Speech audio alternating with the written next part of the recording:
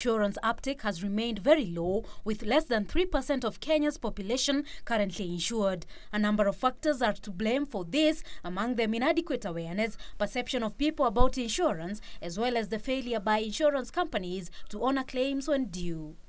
In addition, APA Insurance CEO Ashok Shah says despite the high number of insurance companies in the country, most of them have concentrated their services to Nairobi and a few other towns, locking out a majority of Kenyans living in rural areas. There's talk about partnering with the SACCOs, but we ourselves looking at actually partnering with the banks. The banks have got a bigger network than any insurance company has.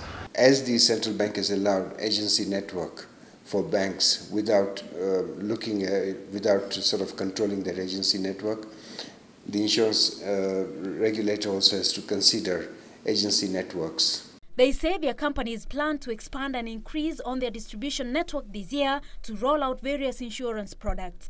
For Jua Kali sector, we are going with the health solution, and we should be looking at rolling it out in the next few weeks.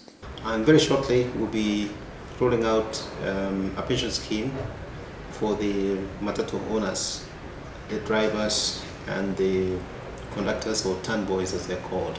They also project growth in insurance business this year, given the risks involved with elections.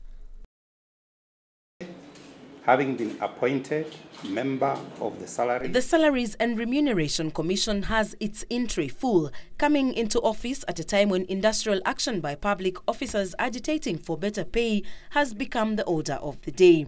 Just last month, doctors paralyzed operations in public hospitals for more than 2 weeks, demanding for a 400% salary increase. Before that, over 7,000 university lecturers had downed their tools over low salaries and the fact that their salaries have not been reviewed for the past 3 years. A nationwide teachers' strike over salary and understaffing had also paralyzed learning institutions across the country. For the Commission, the task ahead is a difficult one, since apart from appeasing all the disgruntled public servants, it is also empowered to advise the national and county governments on remuneration and benefits of all other public officers. Together as a national body, that we will be able to address the various issues and mitigate that, we will be able to do as a team. And looking particularly at the various strikes, because we've been reading in the press in the past talk of 2-3 months that everybody is holding their noses and saying, hold on, the Commission is coming. And so, as they swore to uphold their duties, a word of encouragement from the Chief Justice. The public does not want a public service that is effectively an income aristocracy, while nearly 50% of the population that this service seeks to serve lives below the poverty line. The commission will be chaired by Sarah Jepkemboi Serem.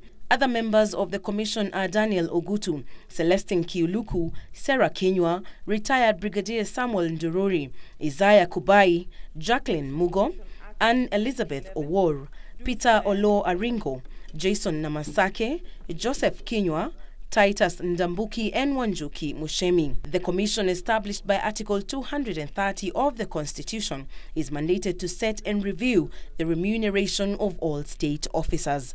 Wangari Kanyongo reporting for the News at 9.